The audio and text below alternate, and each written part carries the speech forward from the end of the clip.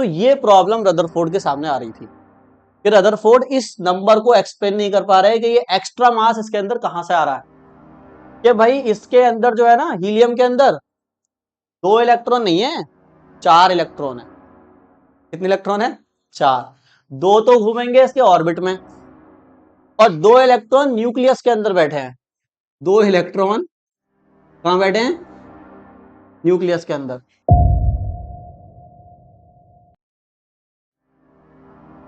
तो अब देखो न्यूक्लियाई क्या है, नाभिक। भाई नाभिक तो जानते हैं, किसने डिस्कवर करा था न्यूक्लियस को बताओ? Who discover nucleus? न्यूक्लियस की खोज किसने की थी? नाभिक को किसने ढूंढा कि एटम के अंदर नाभिक होता है? बोलो यार, अब तुम मत बोलो, अब मुझे बोलने दो। नाभिक किसने बताया एटम के अंदर?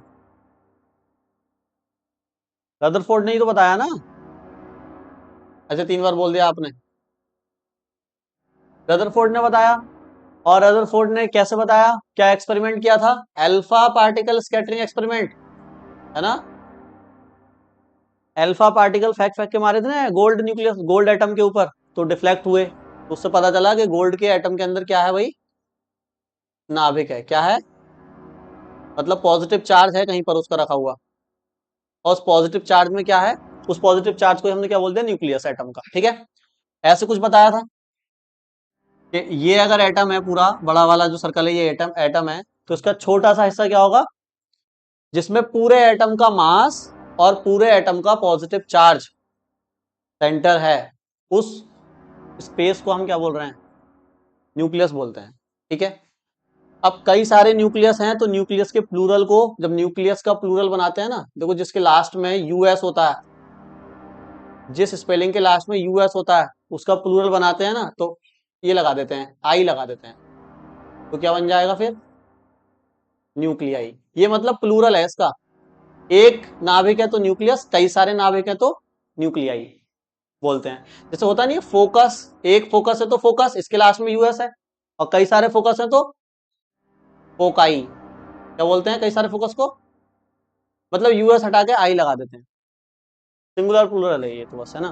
तो न्यूक्लियाई का मतलब न्यूक्लियस ही है, नाभिक ही है। ठीक है, अब इधर समझो। तो रदरफोर्ड ने क्या बताया? रदरफोर्ड ने बताया ये एटम है। एटम है, एटम के अंदर एक बहुत छोटे से स्पेस में सारा एटम का पॉजिटिव चार्ज और सारा मास। सारा मास में क्यों बोल रहा हूं? तुम कहोगे भैया इलेक्ट्रॉन भी तो होते हैं, वो तो बाहर होते हैं। इलेक्ट्रॉन का भी मास होता है। देखो यार, इलेक्ट्रॉन का मास जो है ना, वो प्रोटॉन के मास के कंपेयर में नेग्लिजिबल है। प्रोटॉन का मास बहुत बहुत बहुत ज्यादा इलेक्ट्रॉन से। ठीक है। तो हम इलेक्ट्रॉन के मास को प्रोटॉन के कंपेयर में नेग्लेक्ट कर देते हैं। मैं ये कह सकता हूं कि टोटल एटम का जो मास है वो उसकी कहां पर है? न्यूक्लियस में है। इलेक्ट्रॉन का मास बहुत कम होता है, 10⁻31 kg, बहुत कम है। ठीक है लेकिन उसको हम नेग्लेक्ट कर रहे हैं। ठीक है। तो टोटल एटम का मास और टोटल पॉजिटिव चार्ज, कौन सा चार्ज जिस स्पेस में होगा उसको कहते हैं न्यूक्लियस। ये बात किसने बताई? रदरफोर्ड बता गए थे पिछले चैप्टर में ही। ठीक है। तो अब इस चैप्टर में हमें क्या पढ़ना है? तो इस चैप्टर में हमें इस न्यूक्लियस को ही बहुत डिटेल में पढ़ना है।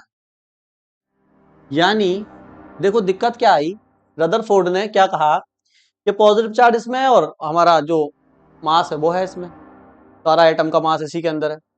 तो इन्होंने एग्जाम्पल भी दिया। इन्होंने एग्जाम्पल कैसे दिया कि देखो भाई, जैसे 1H1 होता है, हाइड्रोजन एटम है। ठीक है। तो जो नीचे नंबर लिखा है वो बताएगा नंबर ऑफ इलेक्ट्रॉन को। ठीक है। और जो ऊपर नंबर होगा वो होगा इसका मास नंबर, जो कि बताएगा नंबर ऑफ प्रोटॉन को। इन्होंने कहा रदरफोर्ड ने ये बात, मैं नहीं कह रहा हूं, है ना। अभी चेंज हो गई थ्योरी। और ऊपर वाला नंबर क्या बताएगा? नंबर ऑफ प्रोटॉन को। अब हाइड्रोजन में इन्होंने हाइड्रोजन का एग्जांपल दिया कि देखो हाइड्रोजन में 1 तो क्या होता है, अगर इसमें इलेक्ट्रॉन पूछा जाएगा आपसे तो कितने इलेक्ट्रॉन है इसमें? एक इलेक्ट्रॉन है। और इलेक्ट्रॉन पे कितना चार्ज होता है? निगेटिव। और प्रोटॉन भी किसमें कितने हैं देखो, एक प्रोटॉन है। और प्रोटॉन पे कितना होता है? तो जितना निगेटिव उतना पॉजिटिव, पूरा हाइड्रोजन एटम क्या हो गया? न्यूट्रल।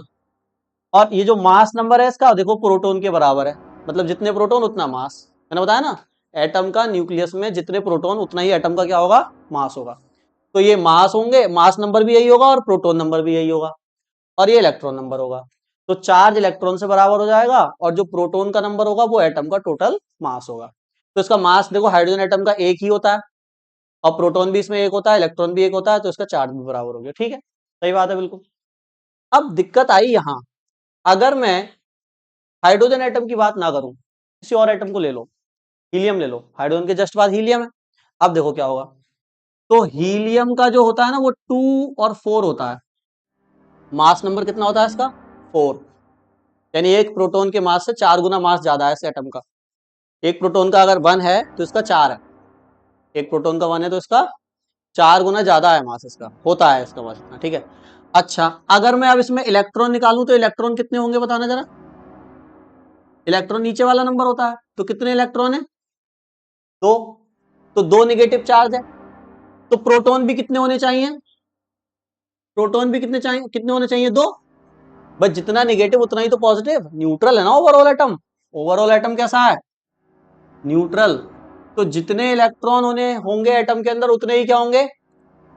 तो 2 इलेक्ट्रॉन है, तो प्रोटॉन भी कितने होने चाहिए? 2। चार्ज बैलेंस हो गया, लेकिन मास नंबर कितना है इसका? 4। तो प्रोटॉन तो 4 हो, लेकिन 4 प्रोटॉन हो नहीं सकते, क्योंकि फिर चार्ज ज्यादा हो जाएगा, चार्ज तो न्यूट्रल रखना है। इसका मतलब इसमें 2 जो आ रहा है ना वो एक्स्ट्रा आ रहा है, 2 क्वांटिटी ज्यादा आ रही है।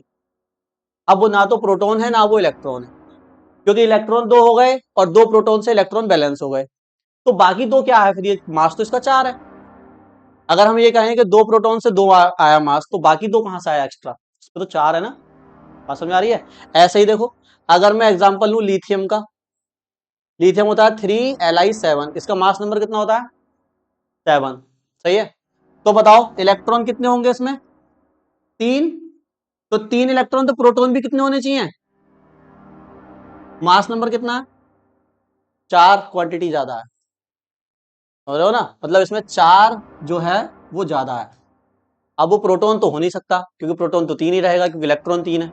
बात समझ आ रही है? तो ये प्रॉब्लम रदरफोर्ड के सामने आ रही थी कि रदरफोर्ड इस नंबर को एक्सप्लेन नहीं कर पा रहे कि ये एक्स्ट्रा मास इसके अंदर कहां से आ रहा है। भाई न्यूक्लियस के अंदर तो पॉजिटिव चार्ज है बस, और पॉजिटिव चार्ज प्रोटॉन पर है। और प्रोटॉन, जब हम प्रोटॉन कैलकुलेट कर रहे हैं तो प्रोटॉन से ज्यादा मास आ रहा है उसका न्यूक्लियस का। ठीक है, तो फिर रदरफोर्ड से ये पूछा कि भाई बताओ ये एक्स्ट्रा मास कहां से आ रहा है, ये एक्स्ट्रा नंबर कहां से आ रहा है? तो रदरफोर्ड ने पता है क्या कहा? मतलब रदरफोर्ड ने कहा ये कह दो, या साइंटिस्ट ने उस समय नहीं पता था तो ये मान लिया, क्या मान लिया? कि भाई इसके अंदर जो है ना, हीलियम के अंदर 2 इलेक्ट्रॉन नहीं है, 4 इलेक्ट्रॉन है। कितने इलेक्ट्रॉन है? 4। 2 तो घूमेंगे इसके ऑर्बिट में, और 2 इलेक्ट्रॉन न्यूक्लियस के अंदर बैठे हैं। 2 इलेक्ट्रॉन कहां बैठे हैं? न्यूक्लियस के अंदर। सही है, और 4 ही क्या है फिर इसके अंदर? प्रोटॉन है। तो 4 इलेक्ट्रॉन का चार्ज बैलेंस करने के लिए 4 ही क्या होगा? पॉजिटिव प्रोटॉन हो गए। और 2 इलेक्ट्रॉन, 2 ऑर्बिट में तो 2 ही घूम रहे हैं, उसका ऑर्बिट में तो 2 ही है, तो उन्होंने कहा बाकी जो 2 है ना एक्स्ट्रा वाले, वो अंदर ही बैठे हैं न्यूक्लियस के। मतलब उन्होंने बैलेंस करना था किसी तरीके से। तो 4 प्रोटॉन और 4 इलेक्ट्रॉन है, मतलब कुछ भी कहना, कुछ भी, कुछ भी, कुछ भी। न्यूक्लियस में तो पॉजिटिव चार्ज होता है, समझ रहे हो ना? तो ये थ्योरी मान ली गई, क्योंकि पता नहीं था कि ये नंबर कहां से आ रहा है एक्स्ट्रा। ठीक है, इसके बाद, क्योंकि ये तो फर्जी थ्योरी है ना, इलेक्ट्रॉन न्यूक्लियस में नहीं हो सकते है ना, इसके कई सारे रीजन भी दे दिए। अगर एक रीजन मैं बताऊं तुम्हें कि इलेक्ट्रॉन क्यों नहीं हो सकते न्यूक्लियस में, तो हाइजेनबर्ग अनसर्टेनिटी प्रिंसिपल है।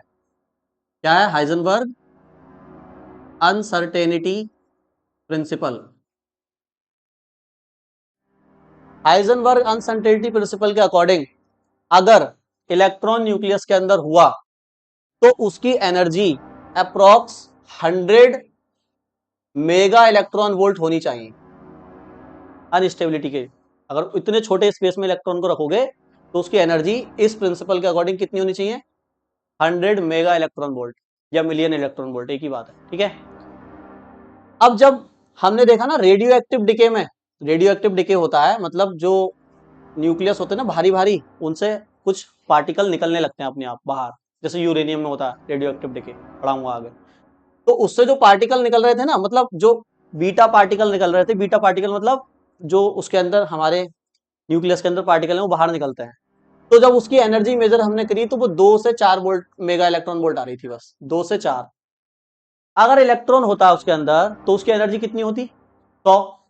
और मेजर कर रहे थे एक्सपेरिमेंट में तो कितनी आ रही थी? 2 या 4 जो पार्टिकल निकल रहे हैं उनकी एनर्जी, इसका मतलब वो इलेक्ट्रॉन नहीं है। तो हाइजेनबर्ग अनसर्टेनिटी प्रिंसिपल से ये प्रूफ हो गया कि न्यूक्लियस के अंदर कोई इलेक्ट्रॉन नहीं होता, इलेक्ट्रॉन तो बाहर ही होते हैं। तो फिर यार ये एक्स्ट्रा नंबर कहां से आ रहा है? और ये एक्स्ट्रा नंबर देखो चार्ज को कुछ नहीं कर रहा, केवल मास बढ़ा रहा है उसका। क्या बढ़ा रहा है? केवल ये, क्योंकि चार्ज तो हम प्रोटॉन से बैलेंस कर रहे हैं, तो 2 electron 2 proton balance, charge balance, लेकिन मास बैलेंस नहीं हो पा रहा। अब आते हैं 1931 में। क्या हो गया 1931? बताओ, ये रदरफोर्ड ने कब दिया था एक्सपेरिमेंट अपना, अल्फा पार्टिकल वाला? याद है किसी को डेट? अच्छा, कुछ भी कह दो। 1911 में। इसके 2 साल बाद बोहर ने मॉडल दिया, और 3 साल बाद समरफील्ड ने दिया, है ना, और फिर 10 साल बाद क्वांटम मैकेनिकल मॉडल आया। तो ये वाला मॉडल कब आया देखो, मतलब ये डेट क्या लिखी है मैंने, 1931। मतलब प्रोटॉन और न्यूक्लियस इस सब की डिस्कवरी होने के बाद भी कितने साल तक, 20 साल तक ये नहीं पता चला कि इसके अंदर ये मास नंबर कहां से आ रहा है इतना ज्यादा। 20 साल तक साइंटिस्ट को पता ही नहीं चला। 1931 में जो साइंटिस्ट आए उनका नाम था जेम्स चैडविक। जेम्स चैडविक, सही है। जेम्स चैडविक ने कहा कि न्यूक्लियस के अंदर एक तीसरा पार्टिकल भी प्रेजेंट होता है, जिसको आप नहीं काउंट कर रहे, और उस पार्टिकल के ऊपर कोई भी चार्ज प्रेजेंट नहीं होता, वो केवल मास बढ़ाता है।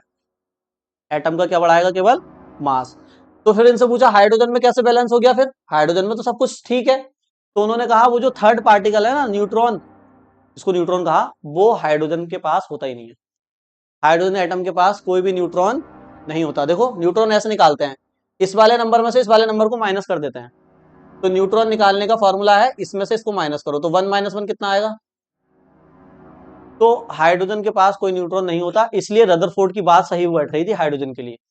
लेकिन जैसे ही हम हायर एलिमेंट पर गए, बात गलत होने लगी, क्योंकि बाकी सारे एलिमेंट में थर्ड पार्टिकल प्रेजेंट होता है, जिसको हम क्या बोलते हैं? न्यूट्रॉन। अब न्यूट्रॉन पर अगर चार्ज पूछा जाए कि भाई चार्ज कितना होगा न्यूट्रॉन पर, तो बताओ कितना होगा? 0। न्यूट्रल चार्ज है, क्योंकि चार्ज तो बैलेंस हो रहा है ना प्रोटॉन से, तो उसके ऊपर कोई चार्ज नहीं है। और मास पूछा जाए, मास है क्या इसका? तो मास तो बिल्कुल है। और मास कितना है? लगभग लगभग जितना एक प्रोटॉन का होता है उतना ही न्यूट्रॉन का मास होता है, बराबर है। तभी तो देखो 2 प्रोटॉन से 2 आया, और 2 बाकी जो नंबर है वो क्या है? न्यूट्रॉन है। ये क्या है?